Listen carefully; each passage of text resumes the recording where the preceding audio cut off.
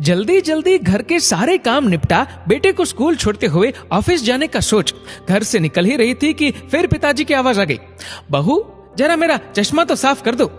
और बहू जल्लाते हुई कपड़ा ला चश्मा साफ करने लगी। इसी चक्कर में बेटा स्कूल में और खुद आज फिर ऑफिस देर से पहुंचे। गाहे बगाहे पिताजी की यूं घर से निकलते हुए पीछे से आवाज देने की आदत बहू को अच्छी नहीं लगती थी, पर जानती थी कि पलंग से न उठ पाने के बावजूद पिताजी पूरे दिन में उसे यही एक दो काम ही तो कहते थे। काम छोटा सा था, पर ऑफिस जाने की भी तो जल्दी होती थी सुबह सुबह। एक दिन पति से चर्चा की। पति की सलाह पर अब वो सुबह उठते ही पिताजी का चश्मा साफ करके रख देती, लेकिन फिर भी घर से निकलते समय पिताजी का बहू को बुलाना बंद नहीं हुआ। दिन बीते, एक समय वो आया कि समय से खींचातानी के चलते अब बहू ने पिताजी की पुकार को अनसुना करना शुरू कर दिया।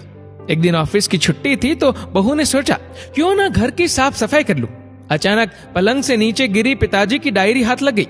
उसे पलंग पर उठाकर रखते हुए उत्सुकता हुई कि देखूं तो सही पिताजी सारा दिन क्या लिखते रहते हैं। यही सोचकर यूं ही खोल दिया एक पन्ना। उस पन्ने पर लिखा था, मेरी प्यारी बहू, आज की इस भागदौड़ भरी जिंदगी में घर से निकलते समय बच्चे अक्सर बड़ों का आशीर्वाद लेना भूल जाते हैं। बस इसीलिए जब तुम चश्मा साफ कर मुझे देने के लिए झुकती हो तो मैं मन ही मन अपना हाथ तुम्हारे सर पर रख देता। वैसे मेरा आशीष सदा तुम्हारे साथ है बेटा। आंखें नम हो गई। बस अगले दिन से ही बहू ससुर का रिश्ता मानो पिता पुत्री में बदल गया। अब 5 मिनट पहले तैयार होकर बेटे को स्कूल छोड़ने के लिए पिताजी की आवाज से पहले ही बहू चश्मे को साफ कर देती। पीने के पानी का जग उनके पलंग के सिरहाने रखती। जाते समय लाड़ प्यार से 2-4 वाक्यों में सारे दिन की हिदायतें देती। कभी उनके फल या दवाई न खाने का उलाहना और अंत में, अच्छा बाबूजी ऑफिस को देरी हो रही है, चलो बेटा बाबूजी को बाय बोलो, कहकर घर से निकलती।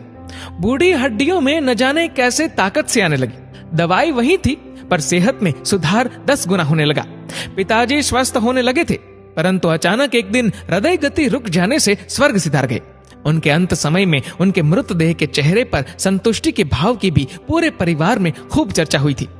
आज पिताजी को गुजरे ठीक 2 साल बीत चुके हैं। आज भी बहू रोज घर से बाहर निकलते समय पिताजी का चश्मा साफ कर उनके टेबल पर रख दिया करती है। उनके अनदेखे हाथ से मिले आशीष की लालसा में आज भी सुबह घर से निकलते हुए न जाने क्यों ऐसा लगता है कि अभी आवाज आएगी, बहू जरा मेरा चश्मा तो साफ कर दे। माता पिता का अदृश्य आशीष ही ईश्वर की कृपा दृष्टि है। जीवित माता पिता की सेवा मरणोपरांत किए गए पितृ कर्म से कहीं अधिक उत्तम है। जीवन में हम बहुत कुछ महसूस नहीं कर पाते, और जब तक महसूस करते हैं तब तक वे हमसे बहुत दूर जा चुका होता है। आइए इन बूढ़े वृक्षों को जल रूपी स्नेह तथा सेवा रूपी खाद से संजोकर फिर से युवा, स्वस्थ तथा हरा भरा करने का प्रयास करें। दोस्तों, इस वीडियो को लेकर आपकी क्या राय है, नीचे कमेंट करके जरूर बताएगा। और अगर आपको वीडियो अच्छा लगा हो तो इस वीडियो को लाइक करेगा, शेयर करेगा ज्यादा से ज्यादा लोगों तक। और ऐसे ही और भी इंस्पिरेशनल वीडियोस के लिए सब्सक्राइब करें हमारे यूट्यूब चैनल को और फेसबुक पर फॉलो करें हमारे पेज को। धन्यवाद।